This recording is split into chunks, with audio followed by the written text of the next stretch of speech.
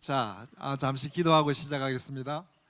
하나님 아버지 감사합니다. 우리가 그동안 누가복음하고 사도행전을 살펴봤습니다. 여러 가지 어렵고 힘든 부분도 많았지만 정말 전체를 그릴 수 있는 기회를 주시니 너무나 감사합니다. 오늘 또 마지막으로 사도행전 전체를 살펴보면서 우리가 복음의 진수를 우리가 받았으니 우리가 어떻게 살아야 될지 다시 결단하고 실천하는 귀한 시간 될 수 있도록 도와주시옵소서. 감사드리며 우리 주 예수 그리스도 이름으로 기도드립니다. 아멘. 자, 사도행전 우리 누가복음도 저번에 이제 마무리를 했지만 누가복음은 다음 주에 제가 또 하나 다른 버전을 만들어 가지고 나중에 집에서 보실 수 있도록 한번 준비를 한번 해보고요. 오늘은 사도행전 1장에서 28장까지 쭉 넘기면서 어떤 이야기가 있었는지 그걸 그냥 부담 없이 이렇게 살펴보는 그런 시간을 갖도록 하겠습니다. 자, 우리가 저번에 말씀드린 대로 뭐냐면은 누가복음 짜진 거하고 사도행전 펼친 거하고 거의 다 이렇게 병렬 구조로 이렇게 만들었다고 제가 묵상을 했습니다. 그래서 대입을 해보니까 진짜 누가는 그런 생각을 가지고 했다는 생각이 들어서 우리가 자세히 보시면은 누가복음에서 가장 중요한 것은 뭐냐면은 누가복음 1장 1절에서 4절까지의 서문입니다. 왜 누가복음하고 사도행전을 썼는지 분명하게 의도가 거기 있는데 거기 여러 가지 중요한 포인트들이 있죠. 조사를 여러 번 했다는, 그다음에 또 처음부터 끝까지, 그리고 수신자인 데오빌로 각하가 확실하게 이해가 되도록 썼다는 것, 굉장히 중요한 얘기죠. 그래서 누가복음하고 사도행전을 쭉 보시면은 처음에 초반부에 보면은 누가복음은 예수님 탄생부터 공생이 준비하는 것, 그 다음에 사도행전은 교회 탄생부터 완전히 사역 분담하고 핍박받는 이야기까지, 그리고 초반부 후반에 가면은 갈릴리 사역 1차, 2차, 3차 사역, 그 다음에 이쪽 보면은 사울 등장하고 드디어 베드로가 바톤 타치하고 안디옥 이야기가 나오는 요까지 이제 우리가 비교할 수 있습니다. 중반 가면은 예수님이 드디어 갈릴리에서 저쪽 남쪽으로 가기 전에 마지막으로 제자들 데려간 게 갈릴리 변화산에 갔죠. 변화산 전에 뭐죠? 가이사랴 빌립보 갔죠. 거기서 예수님 뭘 듣기를 원했습니까? 예수님은 하나님의 아들이라 그 이야기하고, 그 다음에 진짜 하나님이 음성을 주셔가지고 도장을 찍는 게 변화산 사건이죠, 그죠?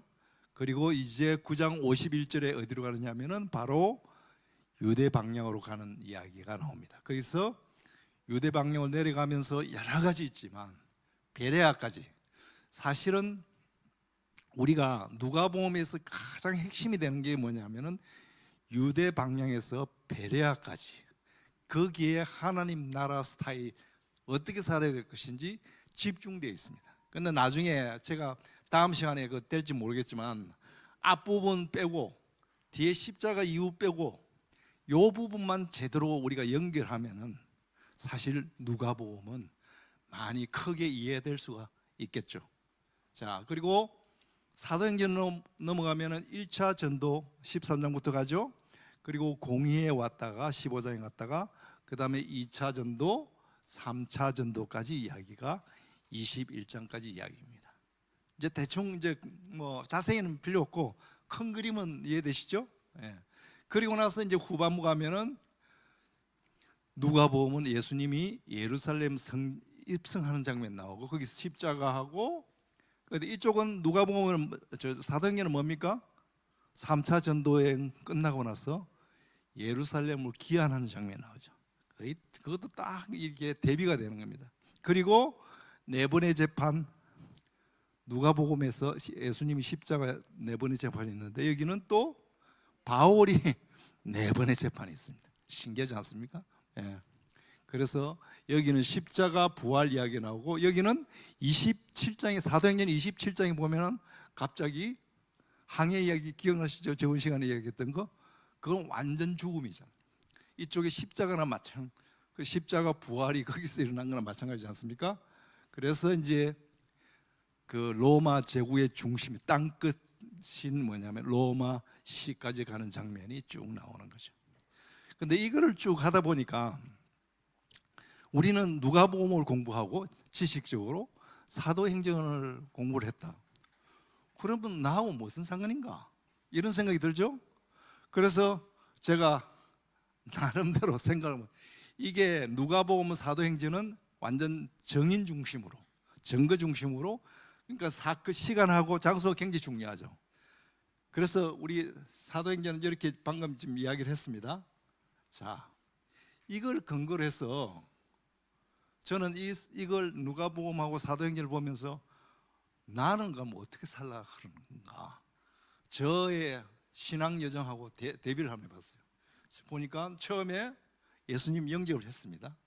예수님 좀 늦게 영접했지만 영접을 했습니다. 영접하고 나서 굉장히 혼란이 많이 왔습니다. 이게 예수님 믿는 게 뭔지 제가 처음 첫 교회 등록한 교회가 사랑의 교회인데 정신없이 그냥 막 이게 뭔지 제가 굉장히 혼란스러웠습니다. 그런데 훈련을 해야 된다 그래가지고 훈련을 받기 시작했다. 대학 성경대학부터 시작해 쫙 봤는데 남이 볼 때는 항상 유한 거예요. 이게 신앙이 유한 거예요. 야, 이거 뭐 그런데 주변에 예수님 믿으면은 주변에는 가족부터 이렇게 전도를 하고 이렇게 해야 된다 그래가지고 그때 순서대로 하긴 했습니다. 그런데 어떻게 되냐면은 전도 가족을 했는데 그 전도하면서도 굉장히 회의감이 많이 들었습니다. 이거 뭐 이게 진짠가? 야, 좀 유치한 거 아닌가? 이런 생각도 들고 굉장히 혼란스러웠습니다. 그런데 어느 순간부터 아니, 이왕 믿을 거 진짜 제대로 한번 정리를 해봐야 되겠다. 그래서 제가 제 정리를 시작을 했고 그때 이제 제가 좀 많이 이제 헤맨 게 뭐냐면은 목사님한테 이렇게 질문하면은 답이 정형된 답이 굉장히 나오고 굉장히 혼란스럽습니다. 무슨 말씀인지 알겠죠? 그래서 야, 이 뻔한 소리 이거 들으려고 내가 이런 생각들도 많이 했습니다. 그런데 이제 어떤 생각이 드냐면 아니다. 이 진짜 복음은 분명히 확실한데 이걸 2000년 동안 신앙의 선배들도 확실해갖고 여기까지 왔는데 그러면은 뭐 이야기를 하면은 목사님한테는 그 딱 틀에 정한 답만 나오니까 어떻게 되냐면은 그러니까 옛날에 2000년 그 선배들 이야기를 하면 잘 모르시는 분들이 많은 거예요. 그래서 제가 그때는 교회사라는 게 별로 없었습니다. 그래서 교회사를 공부를 해야 되겠다 싶어서 2000년 얼마나 많은 사람들이 믿었겠습니까? 그래서 혼자 하기 힘들어서 한 다락방부터 시작해서 10명의 사람들을 모아가지고 시작을 했습니다. 1년도 채 안 갔습니다. 사람들이 머리 아프다고 다 떠나버려가지고 그때부터 굉장히 뭐 혼란스러웠고 그렇지만 이거는 공부를 좀 해야 되겠다 싶어서 제가 나름대로 책을 외국에 있는 책을 국내에서는 별로 그렇게 자료가 없어요. 그 당시에는 자료가 없어요. 요새처럼 유튜브처럼 이렇게 말하면 어떤 데는 좀 화가 나요. 내가 그렇게 고생하고 공부를 하고 그랬는데 요새는 유튜브 하면 요약까지 다 해줘요. 그런데 그때 생각하면서 좀 정리를 해야 되겠다. 그러면서 이게 우리 성경이 우리 삶하고 관련이 없으면은 그건 남 이야기 뻔한 이야기 하면은 나는 도전이 안 된다. 그 나하고 관련되는 부분이 뭔지를 성경을 통해서 좀 찾기를 시작했습니다. 그래서 그러다 보니까 어느 정도 나이가 들어 버리니까 그러면은 내가 다 할 수는 없고 내 남은 여정의 버킷리스트가 뭔가 해가지고 그래 그때 이제 이것도 하고 저것도 하고 그래서 오늘 여기 성경 묵상 나온 것도 저거 버킷리스트 중에 하나입니다. 그래서 버킷리스트 해갖고 이제는 언제 예수님이 저를 부를지 모르지만 예수님 부르면 내가 귀국 보고서는 딱 준비를 하고 있어야 되겠구나, 이런 생각을 하면서 제가 누가복음을 볼 때도 그냥 보는 게 아니라 이건 내 거라고 생각하고 예수님이 나한테 말씀하시는 것이라 생각하고, 사도행전도 마찬가지로 이렇게 생각을 하니까 이게 그냥 넘어가지가 않는 거예요. 옛날에는 분명한 답들은 많이 들었거든요. 그 뻔한 이야기 하도 많이 들었어요. 근데 보니까, 성경을 다시 보니까 옛날에 그 답이 조금 두리뭉실하게 있다. 성경에 누가복음 보십시오, 구체적으로 나오지 않습니다. 그거 따라가면 될 텐데 왜 그 이야기는 좀 없을까? 그래서 평신도끼리 모여서 성경 묵상하고 나누고자 해갖고 이 모임이 만들어진 겁니다. 자, 그래서 그런 생각을 가지고 우리가 사도행전을 보겠습니다. 여러분은 사도행전 1장에서 28장 다 했으니까 다 이게 넘어가기 쉬울 겁니다. 자, 성경을 펴셔야 됩니다. 이제 초반부 갑니다. 서문, 아까 말씀드렸죠. 1장 1절에 보면은 누구한테, 데오빌로, 누가 보면 데오빌로 각하인데 여기는 데오빌로로 바뀌었으니까 아마 굉장히 그동안에 친밀감이 좀 있은 것 같아요. 누가 보면 확신을 얻었든지 어떤 관계가 좀 좋았던 것 같아요. 각하가 여기 이제 바뀌었으니까. 그리고 뭐라 그럽니까? 1절부터 이야기하는 게 누가복음 내용 이야기를 합니다. 예수께서 행하시며 가르치시기를 시작하신부터 그가 택하신 사도들에게 성령으로 명하시고 성천하신 날까지 일, 이게 뭡니까? 누가복음이죠, 그죠? 누가복음. 자, 기록했습니다. 그 다음에 이제 부활한 이야기가 3절에 나오는데 40일 동안 예수님이 뭐 하셨다 그럽니까? 부활한 예수님이 뭘 가르쳤나? 하나님 나라를 가르쳐요. 그죠? 하나님 나라는 뭐냐면은 우리가 하나님 나라, 예수님 왕으로 오신 예수님을 따르는 우리 백성이 어떻게 살아야 될지 그 이야기를 옛날에 3년 동안 하신 걸 다시 반복해서 이야기하신 거죠, 그죠? 자, 그리고 나서 4절부터 시작해가지고 떠나지 말라 그러고, 그 유명한 8절 가면은 뭐가 있습니까? 지상명령이 나오죠. 뭐라고요? 성령이 임하시면.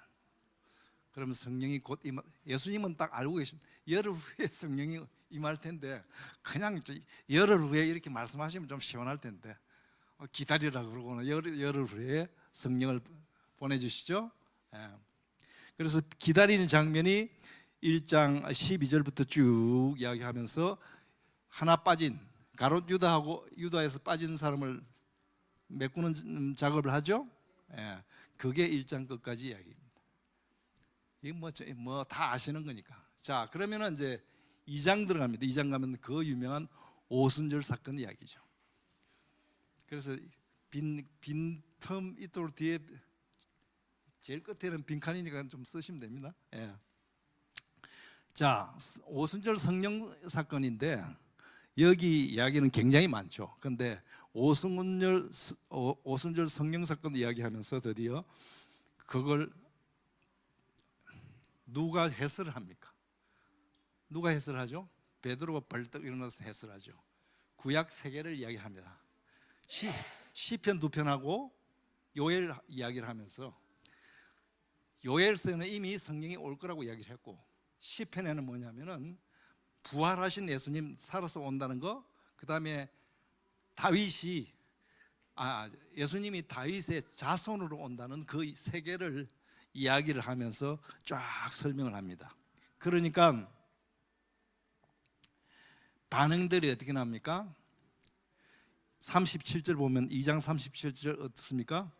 그들이 이 말을 듣고 마음에 찔려 베드로와 다른 사도들에게 물어 이르되 형제들아 우리가 어찌할꼬. 우리는 이걸 매일 해야 되는데 사실은, 그죠? 방연했기 때문에 안 합니다, 그죠? 매일 해야 되는데, 자, 그러면서 우리가 설교 들을 때는 이제 이 이야기 41절에 보면은 이 하고 나서 숫자가 3,000명이 됐다는데 관심이 많습니다. 그리고 3,000명이 됐기 때문에 대형교회라고 이야기를 합니다. 근데 한번 질문하겠습니다. 이 3천 명의 한 장소에 한 집에 모여 있겠습니까? 그럼 그 당시에 어떻습니까? 야, 군대겠죠. 그냥 야외든지 교회, 여기서 대형 교회 핑계 대면 안 되죠. 대형 교회 갖고 대형 교회 핑계 대는 사람들이 많죠. 3천 명이나 모였다. 예. 그만큼 오순절의 파워가 컸다는 이야기를 지금 합니다. 그리고 나서 핵심 내용, 교회가 어떻게 되어야 되느냐? 교회는 4개의 요소가 없으면 교회가 아니다. 제일 첫 번째 42장 보면 제일 첫 번째가 뭡니까? 사도들의 가르침, 성경이 없으면 그거는 교회가 아니다. 그리고 성경을 기초로 한 그다음에 믿음의 교제가 없으면 교회가 아니다. 그리고 예수님과의 성찬하고 우리 성도들하고 식사 나눈 교제가 없으면 그거 또한 교회가 아니다. 그리고 믿음의 기도가 없으면 교회가 아니다. 이 4개가 지금까지 4개의 요소가 제대로 작동하는지 안 하는지를 보면은 교회가 진짜 교회인지 아닌지를, 그 진짜 교회인지 아닌지를 알 수 있는 게 어떻게입니까? 2장 47절에 보면은 뭐라고 합니까? 온 백성들, 얼마나 그 사람들이 삶을 잘 살았던지 온 백성들에게 뭐요? 칭찬을 합니다. 그러니까 자동적으로 늘어나는 게 뭡니까? 성도들이 늘어나겠죠. 근데 여기서 아주 중요한 포인트가 있습니다. 늘어나면 또 어떻습니까? 이 4개 요소가 잘 되도록 쪼개야죠. 그죠? 안 쪼개면 어떻게 됩니까? 사랑의 교회. 그죠? 이해되시죠? 그러니까 왜 그러냐면 교회가 성도가 많으면 이 4개 요소가 특히 친밀하고 기도, 예를 들어서 우리 성도들끼리 식사 교제를 나눕니다.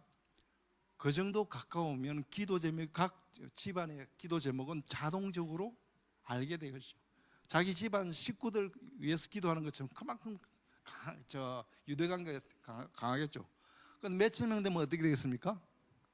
남 이야기하는 거 들어갖고 옳는 거예요. 그래서 2장 42절이 굉장히 중요하고 그 2장 42절의 그 결과물은 2장 47절에 교회 내외에서 칭송을 받아야 된다는 것 가장 중요하죠.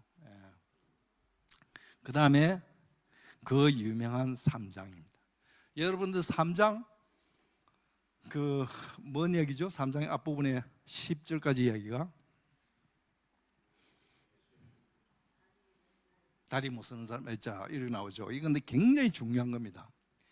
왜 그러냐면 이거는 완전히 오순절 성령 받아가지고 교회가 패러다임이 완전히 바뀌었다는 이야기를 지금 하려고 하는 겁니다. 그 지우개 중요한 게 아니라, 자 첫 번째 베드로하고 요한이 뭐라고 했습니까? 내가 갖고 없는 게 뭐라 그랬습니까? 금과 은은 없어. 자, 금과 은은 없으면 뭘 갖고 있습니까? 예수님 이름이 있죠. 이게 거꾸로 되면 어떻게 됩니까? 예수님 이름이 있고 금과 은은 없어도 됩니다. 교회는 예수님 이름이 제일 위에 올라가야 되겠죠. 근데 여기는 뭡니까? 금과 은이 많습니다. 나중에 중세 누구죠? 교황이 그 이야기 들으셨죠? 누구한테 이야기하니까 나는 금과 은이 많아가 정신을 못 차리겠다 그러니까 당신 마찬가지로 하나님의 권세는 거긴 없다. 그렇게 이야기한 그런 교황들이 있습니다. 자, 그러면서 또 하나 뭐냐면은 여기는 뭐냐면 성전 이야기입니다. 성전.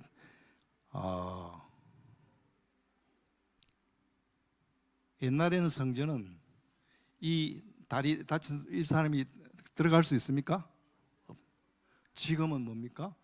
그런 사람이 환영받는 게 교회의 성전이라는 거죠. 그죠? 완전 패러다임이 지금 바뀐 겁니다. 완전. 그리고 또 하나 더 해서 이 저자인 누가는 의사지 않습니까?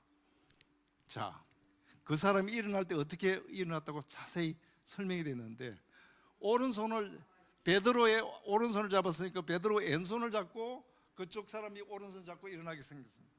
다 그런 게 그냥 생겨. 그 사람이 혼자서 일어날 수 있도록 베드로가 왼손을 잡고 그쪽 오른손을 잡고, 이런 게 누구의 관점을 봅니까? 의사 관점. 그것도 그냥 적응한 게 아닌 것 같아요.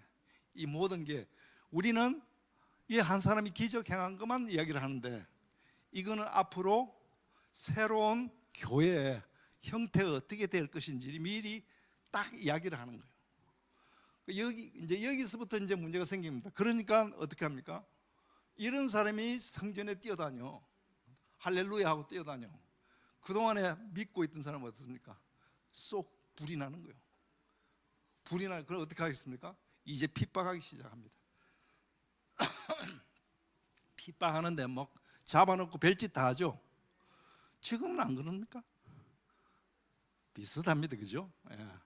자, 그리고 어떻게 나오냐면은 베드로가 많이 세졌죠. 옛날 베드로가 아니에요. 사장에 보면 사장 19절 한번 보시면 한번 같이 한번 읽어볼까요?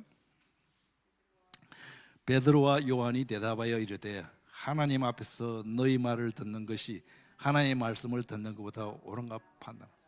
그런데 이 베드로는 얼마 전에, 열흘 전에 어땠습니까? 저쪽 뒤에서 숨어가지고 세 번이나 부인하고 그랬던 그 베드로. 그 장소는 지금 뭐냐, 사내들인, 똑같은 사내들입니다. 이제는 배째라 그러면서 그냥 이야기를 하는 겁니다, 그죠? 엄청나게 성령을 받으면 달라졌다는 게 여기서 확실히 나죠. 그러니까 이거를 우리가 사도행전 읽을 때 하나씩 부분적으로 볼 것이 아니라 전체로 볼 필요가 있죠.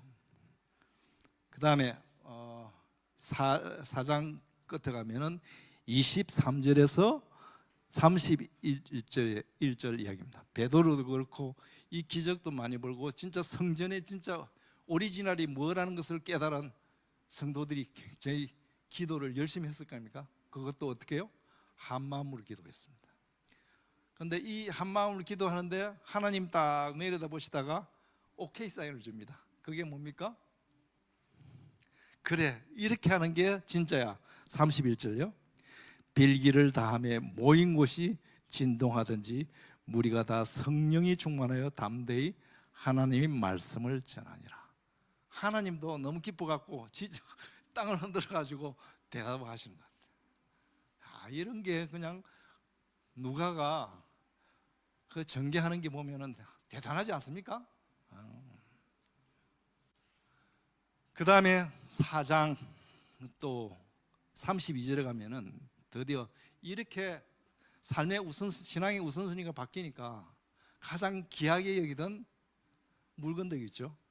그걸 이제 내려놓게 같이 나누자는 생각을, 이걸 뭐 공산주의 이런 게 아니에요. 지금 자기 자발적으로 지금 하려고 하는 게 나오는데, 제일 먼저 자발적으로 나오는 사람의 이름이 딱 한 사람이 누굽니까? 바나바. 바나바가 이렇게 참, 우리 누가 사도행전에서는 바나바 잠시 이야기 나죠. 끝에 어디로 갔는지 이야기도 없어. 그러니까 지금 훌륭한 사람이에요. 예. 그러니까 우리도 이렇게 이름 내고 이러면은 별로 좋은 거 아닌 것 같아요. 바나바처럼 일만 열심히 하고 사라지는 것이 하나님 영광을 돌린 게 아닌가, 이런 생각이 듭니다. 자, 그러면은 제가 저번에도 한 말씀을 드렸지만 이 바나바 이야기를 탁 하고 나서 또 대비되는 사람을 하고 싶은데, 근데 누가 장하고 절 나누는 사람이 5장을 그 중간에 딱 끊어가지고 연결이 안 되게 돼 있어. 그죠? 바나바는 지금 자기 땅 팔아가지고 이게 사도들한테 했는데, 그건 딴 사람은 아니라는 것을 이제 대비를 해야 되는데 딱 5장으로 탁 가버리니까, 그러니까 4장 끝났다고 생각, 전부 다 보면 5장은 따로 이야기를 하는 거예요. 그러니까 5장은 따로 이야기하는 게 아니라 4장 끝부분 바나바하고 아나니아 삽비라하고 대비를 하는 거죠. 그게 놀랍지 않습니까? 뭐 저는 맨날 놀랍다고 생각합니다, 이게. 자, 그리고 나서 계속 여기에 있던 기존 기득권들이, 신앙의 기득권들이 엄청 배가 아파왔겠죠. 어떻게 하든지 뭐 해보려고 그랬는데 나중에 별짓을 해도 안 되니까 나중에 누구한테 어드바이스를 구하냐 하면 누구요? 바로 사내들인의 영적인 지도자 중에서, 바리새인 중에서 최고 대장이 누굽니까? 가말리엘이죠. 아마 이 사람한테 갔을 때는 사람들이 어떤 생각을 했냐면은, 그래 저 사람 잘못했다고 이야기할 걸로 생각을 했는데, 가말리엘 답이 어떻습니까? 가말리엘도 쭉 봤을 거 아닙니까? 보니까 이게 사람의 것이 아니라 하나님으로부터 나온 것이라고 생각하니까 뭐라고 얘기합니까? 만일 너가 이게 하나님한테 나왔으면 너는 하나님 대적하는 거다, 까불지 마라. 이제 이렇게 하니까 어떻겠습니까? 당분간 핍박이 조용해지겠죠. 조용해지니까 이제 내부적으로 이제 저 카메라 앵글이 어디 있습니까? 내부적으로 사람들이 많아졌을 거 아닙니까? 그 다음에 자동적으로 문제 생기는 거, 육장에 가면은 사람이 많으면 문제가 생겨요. 아까 2장 42절 그 4개 지키면 괜찮은데 또 많아지니까 6장 가면 무슨 얘기 나옵니까? 예. 진짜 이렇게 하니까 연결 안 되는 게 없죠. 6장, 그러니까 사람들이 자동적으로 많아지니까 여기서 이 역할, 사역 분담을 합니다. 사역 분담할 때 굉장히 중요한 게 뭡니까? 조건이 3절에 뭡니까? 근데 성령과 지혜가 충만한 사람은 진짜 구해야 되는데, 대부분 다 할 때는 어떻게 합니까? 세상의 지혜하고 돈하고 여기에 기준이 되지, 성령하고 지혜도 마찬가지. 지혜도 영적인 지혜도 필요하지만 세상적으로 어떻게 했는지를 제3자한테 크로스 체크를 해가지고 볼 필요가 있죠. 이게 제대로 안 지키지면 어떤 일이 생깁니까? 교회가 엄청 분란이 생깁니다.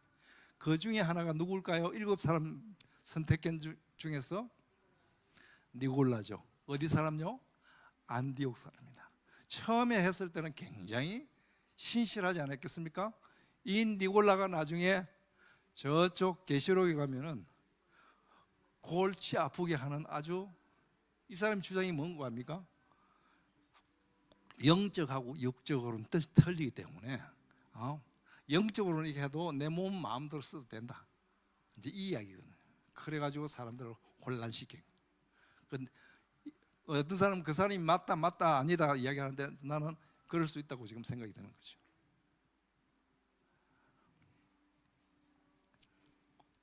자, 이 숫자가 많아지는 건 좋은데 한 교회를 다 모이는 것은 분명히 문제가 있죠. 그 다음에 그 중에 스데반 이야기가 나옵니다. 스데반 체포부터 시작해서 쭉 이야기가 나옵니다. 근데 스데반 설교가 왜 중요하냐면은, 스데반이 설교할 때는 저번에 말씀드렸죠. 스데반 설교가 모든 목사님들한테 모델 설교라고 이야기를 하죠. 그죠? 처음 할 때 스데반이 창세기부터 쫙 이야기를 합니다. 이제 어디서 딱 걸리기 시작합니까? 7장에 가시면은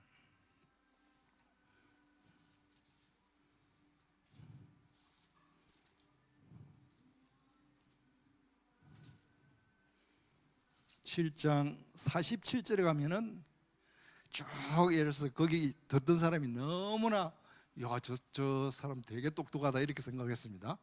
어디까지? 한 46절까지는 괜찮았는데 7장 47절에 가면은 솔로몬이 하나님을 위하여 집을 지었느니라. 그러나 지극히 높으신 이는 손으로 지은 곳에 계시지 아니하시니, 선지자가 말한 바 주께서 이르시되 하늘은 나의 보좌요 땅은 나의 발등상이니 너희가 나를 위하여 무슨 집을 짓겠으며 나의 안식할 처소가 어디냐?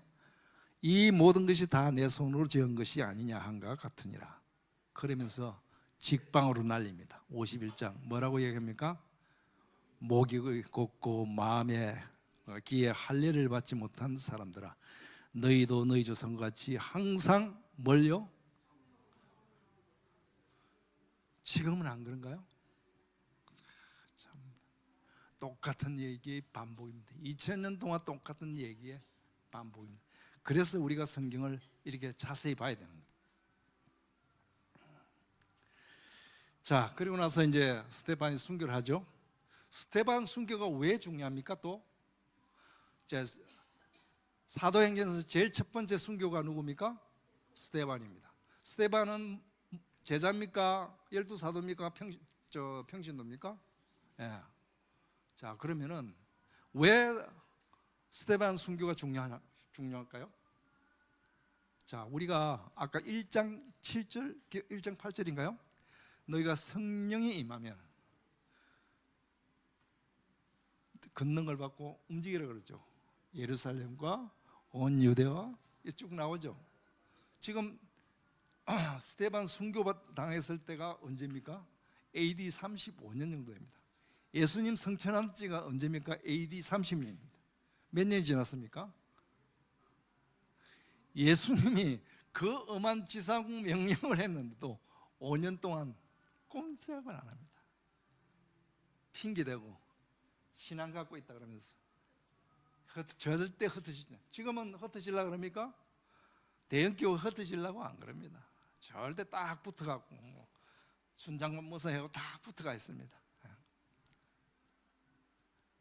그리고 그렇게 하니까 어떻게 합니까? 5년 동안 안 움직이니까 스데반이 희생자가 됐죠. 자, 그러면은 스데반이 지금 예루살렘에는 희생을 당했습니다. 돌로 죽었습니다. 그러면은 그동안에 있던 믿음이 있다고 하는 사람들이 자기한테도 다가오고 있다 싶어서 어떡합니까? 움직이기 시작하는 게 바로 8장으로 넘어가는 거죠.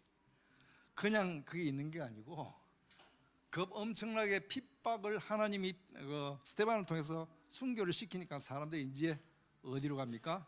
이제 흩어지기 시작 5년 후에. 그래서 스데반 순교할 때 누가 딱 있었다 그럽니까? 사울이 딱 등장을 하면서 드디어 바톤 타치 비슷하게 8장에 가면은 빌립이 움직이는 장면이 나오죠. 저쪽으로 갔다가 에디오피아 넷이 만난 얘기 쭉 나오죠. 가사 갔다가 나오는 얘기 나오죠.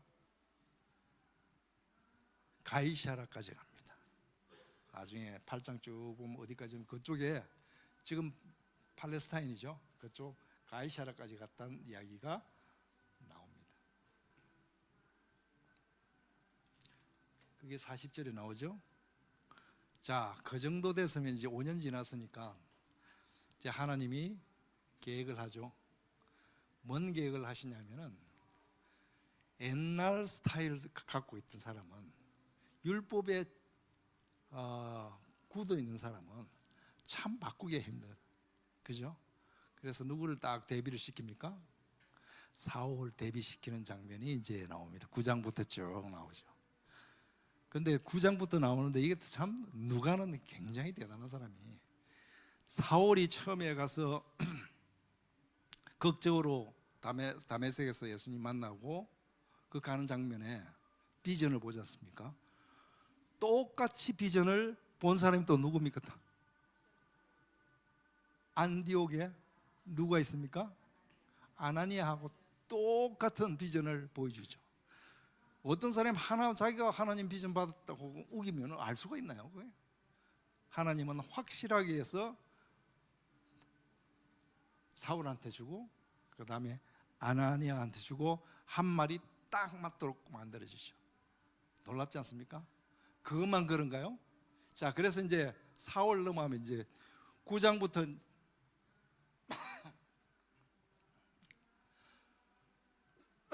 그러니까 사울 회심했지 않습니까? 사울 회심에도 예루살렘에는 사울에 대해서 엄청나게 공포감이 있겠죠. 그걸 공포감을 없애준 사람이 누굽니까? 바나바입니다. 바나바가 사울, 저 안독에는 바나바를 저 안디옥에 있는 사울을 데리고 가지고 예루살렘에 베드로하고 그다음에 야고보 감독한테 그쪽에 있는 멤버들한테 주요 멤버한테 다 소개를 하죠. 이 사람이 진짜라는 걸 이야기를 하죠. 그때부터 이제 인정을 받기 시작하는 겁니다. 그다음에 이제 베드로 활동 이야기가 나오는데, 베드로 활동 이야기 나오는 것 중에서 나중에 베드로가 뭐까지 합니까? 죽은 자를 살리는 사역까지 합니다. 그죠? 이제 그리고 나서 이제 베드로는 점점 이제 이쪽에서 벗어나야 되는데, 그림에서 벗어나야 되는데 어떻게 벗어나냐 하면은 마무리를 하고 벗어납니다. 자, 베드로는 어떤 생각이 있다고요? 구약 거기에 다 갇혀 있습니다. 근데 베드로를 확실하게 안 만들어놔면은 다른 사람한테 영향이 있으니까 베드로한테 확실하게 만드는 게 뭡니까? 자, 베드로한테 성령을 줍니다. 뭡니까? 그 먹으라는 환상이 있죠. 지붕에서 기도하는데 똑같은 또 비전을 주는 게 누굽니까? 가이사라, 고넬료, 그죠? 이방인, 로마 백부장인 이방인. 아니, 베드로 어떻게 이방인한테 안수를, 성령 안수? 불가능한 얘기죠. 그런데 어떻게 합니까? 그게 틀림없다고 하나님이, 예수님이 베드로한테 똑같은 것이고 저쪽 가서 고넬료한테도 똑같은 것입니다. 그래서 성령 안수까지 다 주죠. 엄청난 사건입니다. 그런데 베드로 정도면 수석 사도니까 했으면 다 오케이 해야 되는데 저쪽 씹는 사람이 또 있죠. 어디 있습니까? 어디 있습니까? 11장에 보면은, 11장에 보시면은 뭐가 나옵니까? 예. 자, 베드로가 누군데 어디다 보고를 합니까? 자, 예루살렘 교회에다 보고를 합니다. 내가 말이요, 진짜 내가 하고 싶어서 그런 게 아니라 이런 설명을 지금 하고 있는 거예요. 어떻게 보면 스타일 완전 꾸기는 그런 이야기죠. 예. 11장. 그러면서 이제 베드로도 완전히 새로운 패러다임으로 넘어오게 됐죠. 그러면서 이제는 누구한테 바톤 타치를 해야 되겠습니까? 바울한테 해야 되는데 잠시 쉼이 있습니다. 그게 뭐냐면은 11장하고 12장 중간에 맛배기를 보여주는 게 뭐냐면은 안디옥 교회가 나오죠. 그죠? 그죠? 안디옥 교회는 똑같습니다. 베드로가 그 율법 그거를 못 지켜서 이런 것처럼 예루살렘 교회도 정말 바꾸기 힘들어. 그러니까 하나님이 어떻게 합니까? 거기에 있던 유대인을 말고 이방인을 통해 가지고 안디옥의 부흥을 일으킵니다. 이해가 되시죠? 예루살렘 계속 고집하고 있어야 될까요? 하나님은 그거 빨리 없애지 않으면 빨리 돌린다는 이야기가 안디옥의 맛배기를 보여주면서 잠시 12장에 생뚱맞은 이야기가 나옵니다. 누구 이야기입니까? 아그리파 1세 이야기가 나옵니다. 여기는 헤롯만 이야기하니까 뭐 알 수가 없죠. 헤롯, 아그리파 1세입니다. 이 사람이 나중에 누구를 처형합니까? 사도 야고보를 처형하죠. 그러니까 사람들한테 재미를 봤습니다. 그러니까 베드로도 죽이려고 감옥에 넣었죠. 그죠? 감옥에 넣었는데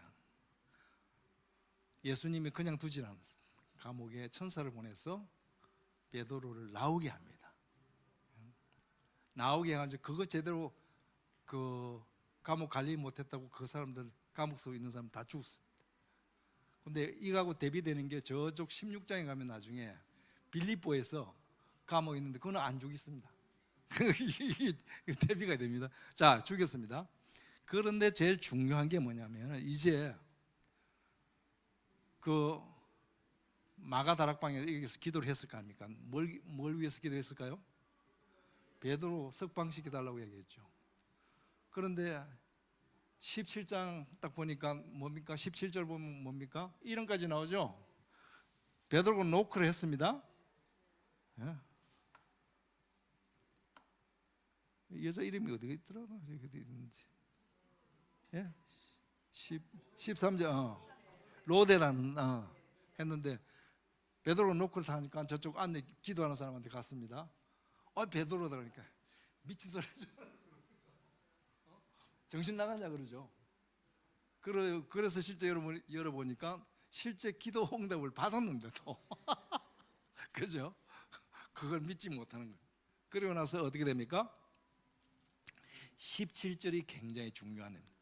베드로가 그들에게 손짓하여 조용하게 하고 주께서 자기를 이끌어 옥에서 나오게 하던 일을 말하고 또 이제 여기입니다. 야고보와 형제들에게 이 말을 전하라 하고 떠나 다른 곳으로. 지금 여기는 장소가 어디입니까? 예루살렘이죠. 베드로가 자기가 예루살렘에서 대장해야 되는데 야고보한테 이야기하고 내가 나왔다는 얘기하고 딴 데로 가버려. 그러면서 사도행전의 전반부 베드로 주도하에 있던 교회가 이제 13장부터는 누구한테 넘어가겠습니까? 새로운 사람 바울한테 넘어간다는 이야기가 나오죠. 놀랍지 않습니까? 그리고 헤롯이 여기서 죽는, 왜 헤롯이 또 중요하냐면은 이 헤롯 죽은 그 해가 AD 44년입니다. 그러니까 누가는 딱딱 정리를 해가지고 요때 죽었다. 어떻게 돼도 시간하고 장소 이런 거 순서 쫙 정리를 잘한 겁니다. 이게 지금 12장까지 했는데 이렇게 이야기할 게 많죠. 그죠? 그리고 하나 중요한 게 빠졌습니다. 12장까지 쭉 5년이 됐지 않습니까? 그러니까 그쪽 교회 야고보 예루살렘 교회들이 성도들이 많았지 않습니까? 그러니까 야고보 대장이잖아요. 그러니까 그쪽에 있는 사람들 좀 믿음 정리를 좀 해줘야 되겠다. 그걸 쓴 게 뭡니까? 야고보서죠. 야고보서가 그래서 그쯤에서 야고보서 나올 건데 그 내용은 뭡니까? 산상수훈에 있는 마태복음 산상수훈에 있는 그 이야기를 이렇게 저렇게 볶아서 왔다 갔다 해서 정리를 한 겁니다. 그죠? 자, 이렇게 보면은 나중에 야고보서를 보면은 뭔 이야기를 하고자 하는 게 딱 정리가 되죠. 근데 야고보서만 따로만 딱 보면 안 되고 사도행전하고 다 연결해서 봐야 된다는 생각이 듭니다. 목이 좀 아프니까 잠시 쉬겠습니다. 질문 있으면 하십시오. 어렵지 않죠? 좋습니다. 예, 좋습니다. 우리 휴식 취했으니까 다음 넘어가도록 하겠습니다. 중반부입니다. 우리 어디까지 했냐면요, 12장까지 했거든요. 이제 정리가 돼 12장까지는 정리가 딱 되시죠? 예, 13장 합니다. 13장 가면은 드디어 앞부분에 뭔 이야기를 하냐면 안디옥 교회의 지도자를 이야기가 쫙 나옵니다. 근데 별로 유명한 사람 같지는 않죠. 주로 이방인 쪽의 사람들이 많습니다. 그런데 좀 웃기는 게 지금 거기서 주를 섬겨 2절에 보면 금식할 때 성령이 이르시되 바나바하고 사울을 따로 세워라 이렇게. 자, 어떻게 담임 목사 두 사람을 성령님도 되게 그렇죠. 담임 목사 겨우 지금 교회 하나 세워가지고 담임 목사 시켰는데 딴 사람 아니고 그 사람 보내라 그러잖아요. 그것도 순종하는 두 사람들도 대단한 거예요, 그죠? 자, 그래서 이제 갑니다. 그 다음에 데려갈 때 꼭 그 바나바가 꼭 챙기는 사람이 누굽니까? 조카인가? 생지니까 하여튼 마가를 챙겨가죠. 마가는 왜 바나바가 좀 챙겨갔을까요? 자기 또 마가 다락방도 좀 뭐 썼고 여러 가지로 재정적으로 후원을 많이 했으니까 좀 철딱선이 없는 저 꼬마 데리고 와가지고 좀 훈련시켜야 되겠다는 생각까지 하고 간 것 같아요. 바울은 그 꼴을 못 보는 거야, 그죠? 자, 안디옥 교회입니다. 선교 마가 데려갑니다.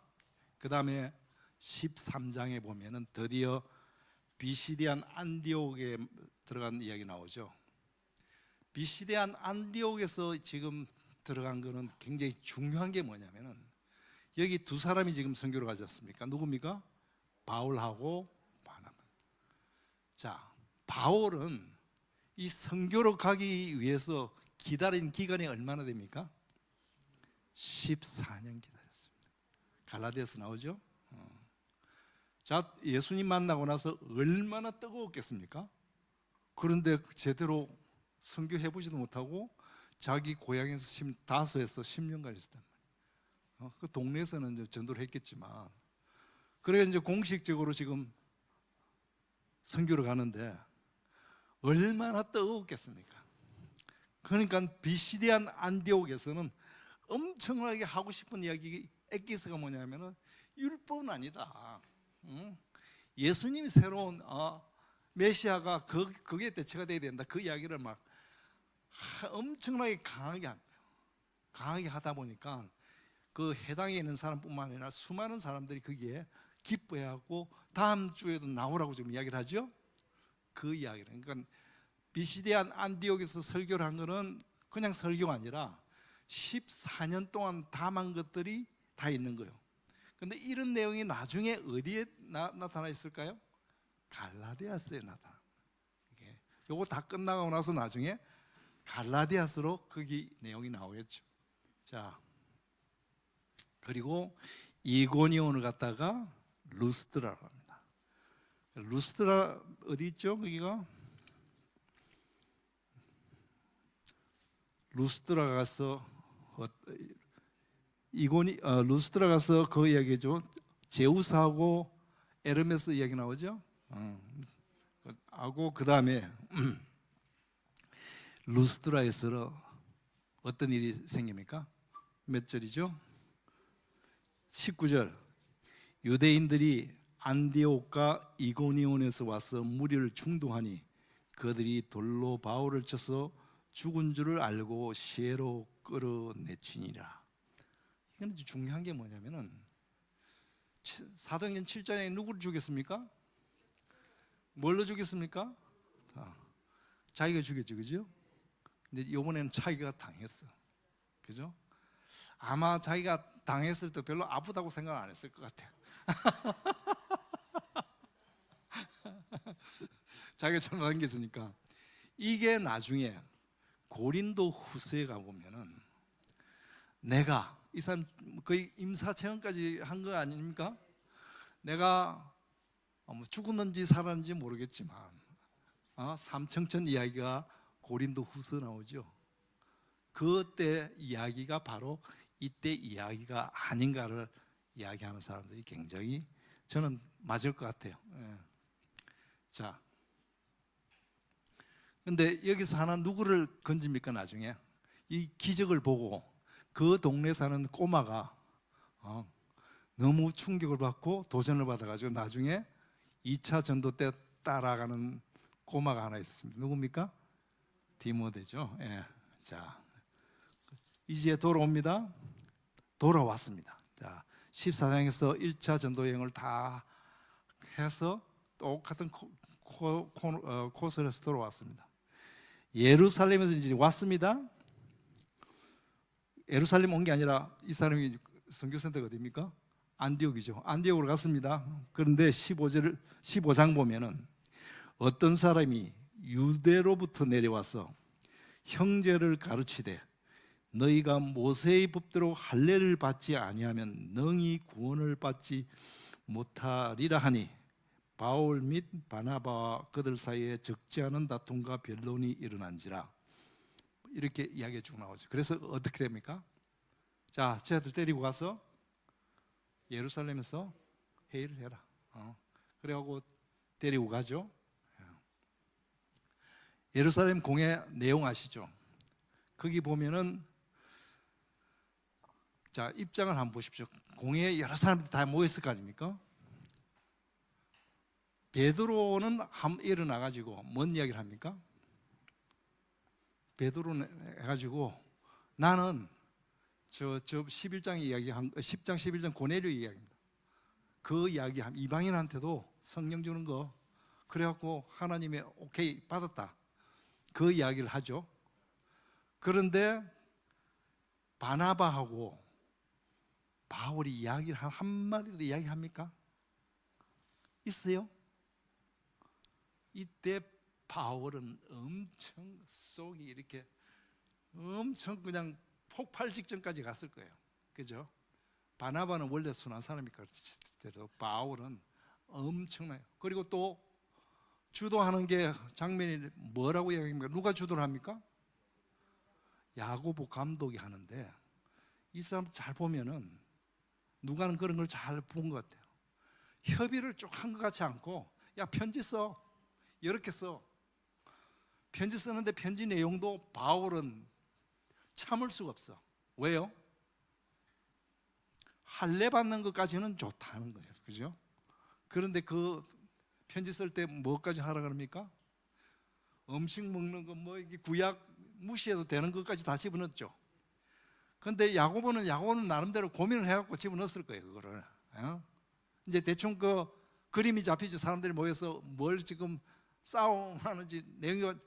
바울은 저런 거 예수 믿으면 끝이지 뭐. 근데 야고보는 그쪽에 유대 출신인데 그 사람들 좀 품으려고 할례 문제 해결됐으니까 딴 거는 좀 집어서 해줘.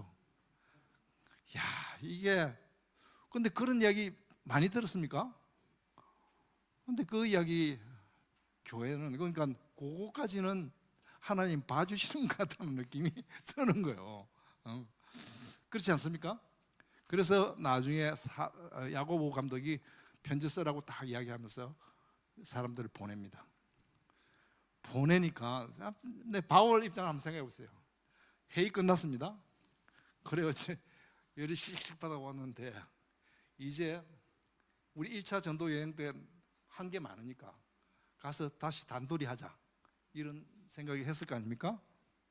그런데 속을 뒤집는 이야기를 바나바가 합니다. 뭔 이야기를 합니까? 마가 데리고 가자 하니까 확 엄청 폭발한 거죠. 폭발했어. 이해가 되시죠? 나 죄 못 들어. 그런데 나중에는 바울이 좀 잘못했다고 생각해서 자기 죽기 전에 마가 데리고 오라고 그 이야기 나오죠. 그래서 그 당시는 바울은 참을 수가 없었을 거예요. 엄청 열받았어요. 자, 2차 갑니다. 2차 16장에 가면은 2차 이제 디모데 데리고 가는 실라 데리고 가는 장면 나오죠. 그리고 두 번의 한상. 저번에 한번 이야기를 했습니다. 두 번의 한상을 성령의 화가 이쪽으로 못 가게 합니다. 바울은 처음에 어느 도시에 목적을 했을까요? 에베소죠. 에베소. 제일 큰 도시 에베소에다 포인트를 두고 가려고 그랬는데 성령이 자꾸 막는 거예요. 어디로 가라고요? 저 마게도니아 빌립보에서 오라는 이야기를 하죠.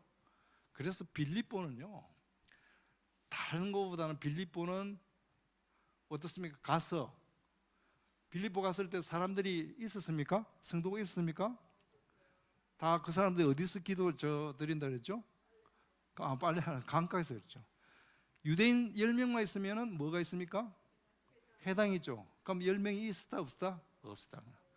거기 가가지고 거기 간수 집안 그 다음에 루디아 이거 집안 해가지고 엄청나게 컸잖아요. 그리고 또 뭘 합니까? 계속 재정 후원하잖아요. 그러니까 빌립보서 보면 딴 데 없는 자기 개인적인 이야기들이 굉장히 많습니다. 왜? 딴 데 가면 좀 공식적으로 그런데 이거는 약간은 어떤 면에서는 자기 개인적인 이야기를 많이 하는 것 같아요. 그래서 빌립보서를 보더라도 그런 거를 각도를 보고 볼 필요가 있다는 생각이 듭니다. 자, 데살로니가 가고 베레아 가서 나중에 17장에 보면 뭔 이야기 나옵니까? 17장 끝에 보면은 17장 16절부터 어디 간 이야기 나옵니까? 아덴 간 이야기했죠. 아까도 말씀드렸지만 바울은 대도시에 큰 꿈을 갖고 있어요. 대도시가 하나, 에베소 두 번에 걸쳐서 못 가게 했습니다. 그 다음에 이제 아덴, 학문의 도시 아덴을 가려고 그랬는데, 이 아덴을 갔을 때 첫 번째, 자기 혼자 갔습니까? 여러 사람과 같이 갔습니까? 혼자 갔어요. 그죠? 그리고 가서 얼마나 잘난 척을 했습니까? 내가 바울이 누구냐 이러면서 그냥 쫙 했는데 하나도 씨알이 안 먹히는 거야. 그죠? 그러면서 바울은 진짜 아덴에서 확실하게 자기가 전도도 하고 뭐가 될 줄 알았는데, 아덴에서 완전히, 아덴에서 고린도까지 해변가로 몇 킬로 그랬죠? 80킬로인데 완전히 투벅투벅 해갖고 얼마나 걸린지 모르지만, 야, 내 에베소 안 됐어, 아덴 안 됐어. 앞으로 지금 가는 데가 어디입니까? 고린도로 가는. 고린도는 어떤 도시입니까? 장사꾼 도시. 거기는 전도해봐야 가능성이 없어. 강남 같은 데야. 이러면서 쫙 갔겠죠. 그런데 고린도 딱 갔는데 완전히, 그러니까 성경에 뭐 고린도 전서 보면은 뭐라고 합니까? 태도를 두렵고 떨림을 갖다 그랬어요. 안 될 것 같아, 그죠? 그런데 가서 조금 있다가 보니까 6개월 후에 좋은 소식이 들렸습니다. 무슨 소식요? 데살로니가 교회가 3주밖에 없었는데 엄청 뭐 잘한다는 소식이 들었어요. 너무 기뻤어요. 바울이 그냥 완전히 다 죽쓰고 있는데 좋은 소식 하나 들었어요. 그래서 데살로니가 썼어. 5장까지 탁 썼는데 뭔 소식을 쓰겠습니까? 칭찬하고 싶은 건 다 하겠죠. 예? 그리고 지금 데살로니가는 뭘 받습니까? 핍박을 계속 받습니다. 그러니까 바울이 뭐라고 합니까? 핍박받지만 걱정하지 마라, 재림이 곧 다가온다. 그러니까 그쪽도 굉장히 그냥 고생하더라도 재림이 곧 예수님 재림이 다가온다 그러니까. 그런데 조금 있다가 보니까 6개월 있다가 보니까 소식을 또 들었는데, 무슨 소식을 듣다고? 재림 있다고. 일도 안 하고 완전 개판으로 나오는 거예요. 그러니까 이거 안 되겠다. 게으르면 밥도 먹지 말라고 이야기하는 게 데살로니가 후서죠. 데살로니가 후서는 엄청 뭐라고 비판하는 얘기가 빡셉니다. 그래서 데살로니가 전서를 볼 때는 배경을 좀 생각하고, 데살로니가 후서는 또 그 배경을 좀 생각하고 봐야 데살로니가 보지. 그냥 우리는 데살로니가 어떻게 합니까? 5장 뭐 1절에서 3절 이것만 보죠. 전체를 볼 필요가 있다는 거죠. 자, 고린도는 왔는데 고린도에 될까? 굉장히 불안하겠죠. 그래서 딴 때보다도 많이 시간을 많이 할애했습니다. 얼마 동안요? 1년 6개월, 18개월 동안 했습니다. 그런데 여기서 바울이 힘을 얻었던 게 로마에서 온 사람이 있었죠. 고린도 아굴라와 브리스길라가 있었기 때문에 이 사람이 엄청 신앙도 좋고 실제 로마에서 교회를, 가정교회를 잘 하고 있어. 이 사람을 앞으로 교육시켜야 하고 해야 되겠다 해가지고 이 사람을 어디로 데리고 갑니까? 에베소로 데리고 갑니다. 에베소로 얼마나 공부를 많이 시켰냐면은 에베소 들어가는데 에베소에서 굉장히 똑똑한 사람 하나 있습니다. 누구죠? 아볼로라는 사람이 있었죠. 아볼로가 나중에 고린도 교회 담임 목사로 갑니다. 그죠? 근데 그 담임 목사를 교육시킨 사람이 누굽니까? 브리스길라와 아굴라. 저번에 말씀드렸죠. 아굴라하고 브리스길라하고 아굴라하고 바뀐 게 비교가 안 되게 브리스길라가 똑똑했던 것 같아요. 그래서 제가 저번에 이야기하다가 공격을 좀 받았지만 이 분명히 브리스길라가 히브리스를 썼을 거다. 왜? 히브리스는 저자가 없어요. 모른다 그래요. 근데 그 당시에 여자가 뭘 쓴다? 불가능해요. 근데 이야기도 못하는 거예요. 근데 이야기를 하는 톤 보면은 뭐 바울 썼다는 바나바 썼다는 뭐 다른 사람이 있지만 저는 굉장히 강하게 느끼는 게 브리스길라 쓴 거 아닌가 이런 생각이, 그건 개인적인 생각입니다. 자, 그래서 이제 올라가자마자 이제 이게 자기 선교센터가 어디냐면 안디옥이거든요. 안디옥 다시 갔다가 제일 걱정되는 게 어디입니까? 고린도입니다. 안디옥 갔다가 에베소로 가면서 바로 첫 번째 보낸 편지가 뭐예요? 고린도 전서. 그러니까 에베소로 가면서도 고린도에 있는 걱정을 엄청 많이 하는데 아니나 다를까 에베소 갔는데 벌써 고린도에 있는 사람들이 와가지고 이런 문제 어떻게 물어보고 있어요. 그죠? 그래서 에베소에서 안 되겠다. 에베소에서 좀 시간을 좀 끌고 제대로 하자. 그래서 몇 년간 총 3년간, 2년간은 두란노에서 제자 훈련시킨 거 기억나시죠? 예. 자, 그런데 20장을 한번 보겠습니다. 우리가 참 이 사도행전 중에서 굉장히 자료를 좀 적게밖에 안 쓴 게 뭐냐면 20장 1절하고 2절입니다. 예, 20장 1절, 2절, 3절 같이 한번 읽겠습니다. 소요가 그침에 바울은 제자들을 불러 그날 후에 작별하고 떠나 마게도니아에 가자. 그 지방으로 다녀가며 여러 말로 제자들에게 권하고 헬라에 거기 석 달 동안 있다가 배 타고 수리아로 가고 그 유대인 뭐 쭉 나오죠. 이 세 절 사이에 굉장히 숨어 있는 이야기가 많습니다. 이거 읽어야 돼요. 왜냐하면은 마게도니아로 왜 갔다고요? 에베소 소동이라고 쫓겨났어요. 그죠? 지금 그런데 바울은 좀 아직 해결 안 되는 부분이 하나 있는 게 뭐냐면 고린도 교회 문제가 해결이 안 됐어요. 그래갖고 누구를 보내냐면 디도를 보냈어요. 거기 디도를 해결하라고 그랬는데 디도가 드로아에서 와야 되는데 드로아에서 안 와서 쫓겨가지고 바울은 저쪽 마게도니아에 넘어갔어요. 안 오니까 얼마나 두려웠겠습니까? 그런데 나중에 거기서 디도가 왔다는 이야기가 고린도 후서 7장에 나옵니다.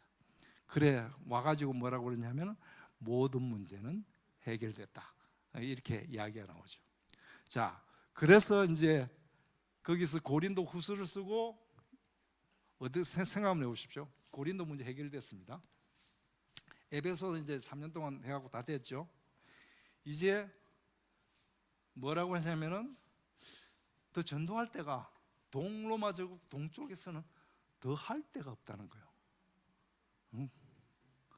서로마는 아니고 동로마 쪽에는 다 한 게, 그게 어디 나옵니까? 그게 20장 1, 2, 3절하고 관련되는 데가 어디 나옵니까? 사도행전은 눈을 비비고 찾아봐도 없습니다. 어디 있습니까? 로마서에 있습니다. 로마서 15장쯤 있을 겁니다.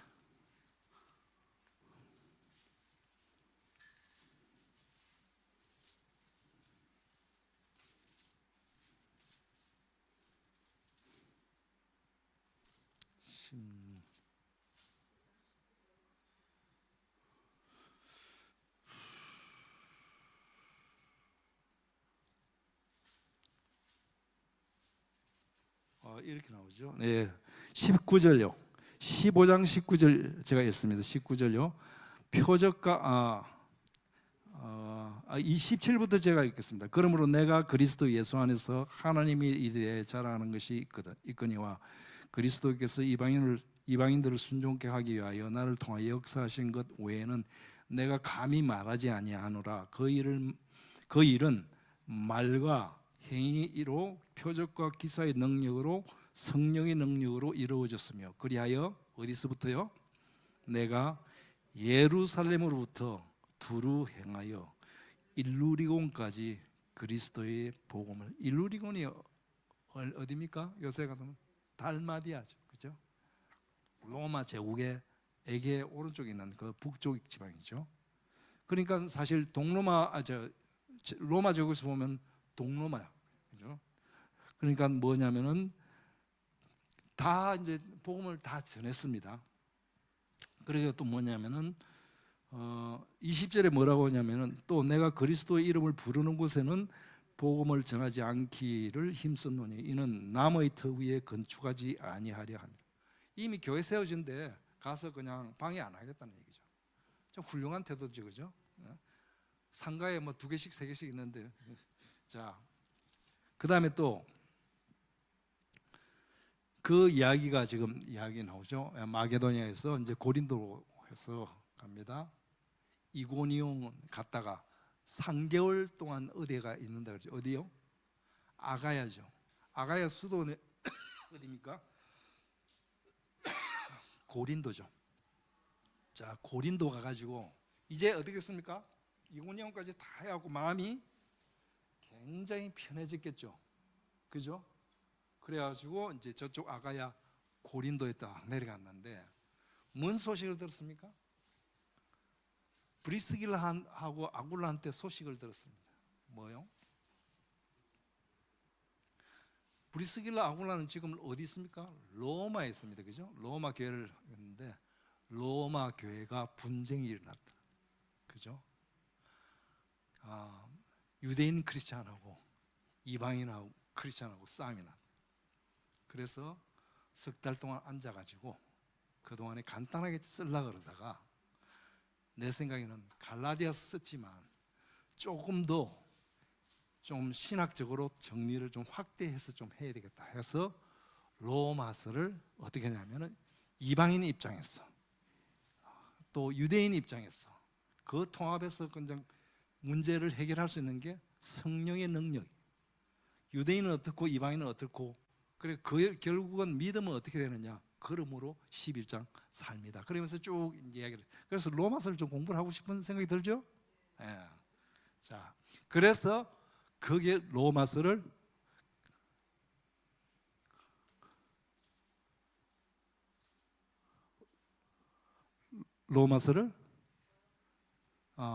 쓴 거죠. 로마서를 볼 때는 예.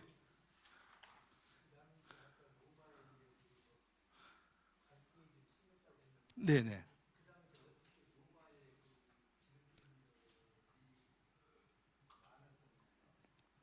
자, 그러면은 우리가 어디 가냐면 사도행전 2장에 보면은 성령 그 오순절 성령 사건 있죠.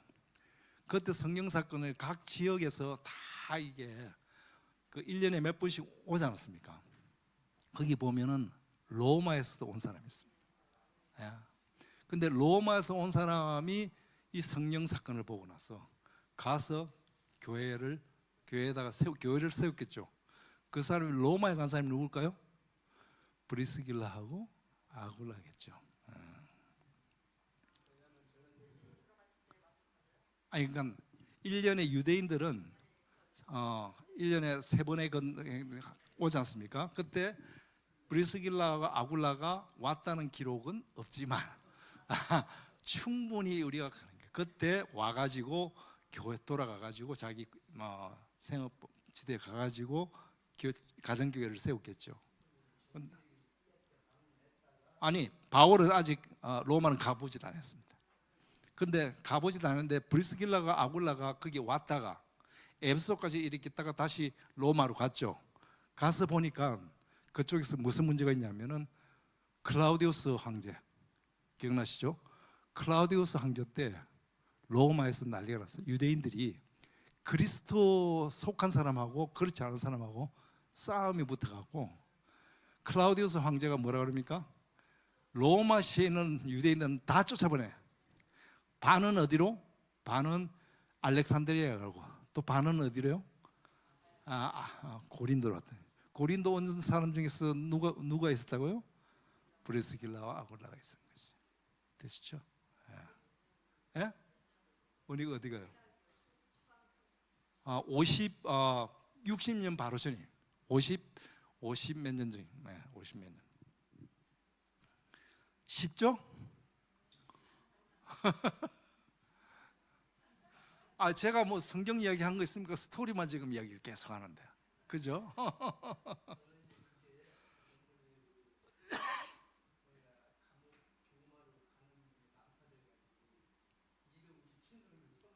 그건 나중에.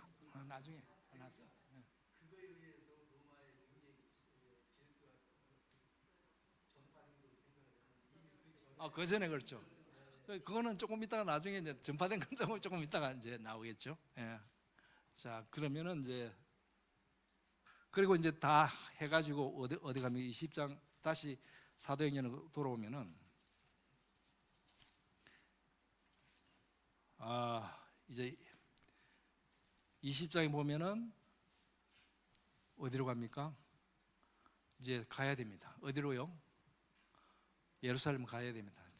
바울은 사실 예루살렘 가지 않고 그 로마하고 스페인 가고 싶은데 지금 자기 중책이 뭡니까? 예루살렘 교회가 지금 교회 성도가 기근에 심하게 시달린다 그러니까 안 갈 수가 없죠. 그래서 자기가 개척한 거 돈 좀 내놔 다 해가지고 어디로 모이라 그럽니까? 여기 보면 트로아에 모이죠. 트로아에서 모여가지고 드디어 이제 돈 가지고 이제 내려가는데 트로아에서 아소까지 이야기 나오죠. 근데 바울도 사람인지라 자기가 지금 3차 저쪽 가면은 이제 어쩌면 거기서 내가 죽을지 모른다는 생각을 했겠죠. 아마 그때는 자기가 죽는다고 각오하고 갔을 겁니다. 그런데 이제 돈 이렇게 헌금 받아가지고 트로아에서 다 배 타고 와야 되는데 자기는 뭐라고요? 나는 내가 걸어서 갈게. 그러면서 별의별 생각을 다 했겠죠. 내가 예수님 만난 거 어렸을 때부터 생각하고 내 죽기 직전이니까 별의별 생각. 그래서 아소에서 다 가지고 다시 쭉 가는데 걸리는 데가 어디 있습니까? 지금 에베소로 갔다 가야 되는데 시간이 도저히 저쪽에 예루살렘에 그 절기 맞추기가 쉽지 않아요. 그럼 어떻게 합니까? 예루살렘에 에베소에 있는 장로를 불러냅니다. 불러내고 어디로? 밀레도 항구까지 불러냅니다. 근데 그 스토리를 들으면 눈물이 많이 나죠. 왜 그러면 3년 동안 내가 이렇게 했는데 너 조심해라. 예부에서 이단 공격이 계속 올 것이고 그보다 더 큰 문제가 뭐라고요? 에? 조금 신앙이 지나면은 교회 내에서 이상이 마음이 굳은 사람들이 한둘씩 나타나가지고 교회를 굉장히 어지럽게 할 거라고 이야기한 게 몇 절 있습니까? 네? 네. 그러니까 그렇게 나오죠. 29절 내가 떠난 후에 사나운 이리가 여러분께 들어와서 그 양떼를 아끼지 않으며 이거는 외부 쪽이고요. 30절 또한 여러분 중에서 그죠? 여러분 중에서도 제자들을 끌어 자기를 따르게 하려고 하는 사람들이 요새는 없나요? 많대요. 자기를 따르려고 하는 사람들이 있어갖고 교회를 분쟁을 분명히 일으킬 것이라고 이야기를 합니다. 그리고 그러므로 31절 그러므로 여러분이 일깨어 내가 3년이나 밤낮 쉬지 않고 눈물로 각 사람을 훈계하던 것을 기억하라. 참 바울은 그러면서 어떻게 합니까?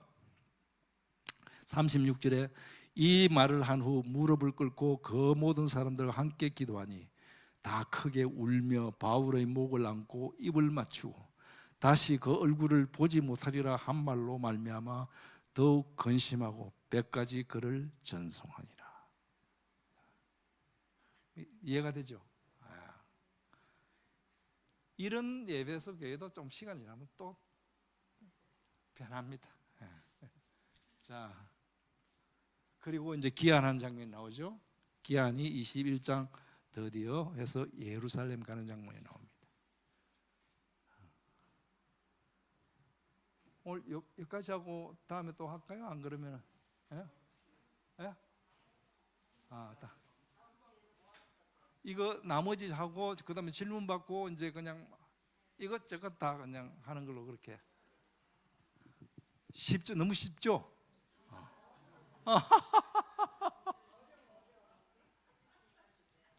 그러니까 따로따로 보면 굉장히 머리가 복잡한데 바울의 입장을 생각하면서 쭉 따라가면 바울도 사람이라 우리하고 똑같은 사람이다. 똑같은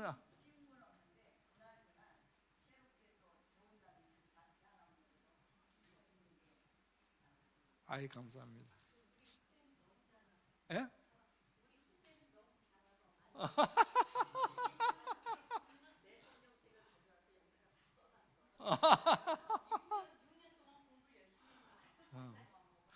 그러니까 조금 아직도 조금 남은 게 있는데 누가 보면 조금 남고 있는 나중에 그때는 뭐 자유롭게 이제 이야기를 하고 제가 이 자료는 다 이제 드릴 테니까 그걸 가지고 나중에 또 한번 그 자료 보시면 아 옛날에 이런 이야기 있었지 기억이 나실 겁니다. 자 오늘 수고하셨습니다. 질문하시면 하실 분 좀 하세요. 다음 주에는 우리가 책거리를 하려고 그러는데 12시 15분쯤 해서 여기서 모이는 거라고 식사를 하지 마세요. 그냥 여기 와. 그러니까 너무 또 딴 데 또 가면 또 그러니까 12시 15분쯤에서는 이쪽에 와서 도시락이라도 먹고 이야기도 하고 이제 편안하게 좀 지내고 책거리를 그렇게 정리를 하고요. 그 다음에 다음 이제 그 끝나고 난 다음에 추석이지 않습니까? 추석 때는 한 번 정도는 쉬어야 되죠. 하고 그 다음에 이제 뭘 할까 하는데 종국 쪽에는 구약을 갈 겁니다만 우리가 지금 이 바울 서신을 좀 했으니까 조금 못한 거 뭐 갈라디아서 조금 봉하고 로마서 조금 봉하고 에베소 조금 봉하고 등등 해서 나머지 바울 서신 끝내고 그 다음에 공동 서신하고 계시록 간단하게 끝내고 저쪽 앞으로 가서 모세오경 중에서 신명기를 한번 합니다. 괜찮습니까? 근데 이제 우리는 죽을 때까지 말씀해야 되는 거 아닙니까? 말씀 봐야 되는 거 아닙니까? 예? 여기 있을 때까지. 예. 수고하셨습니다. 감사합니다.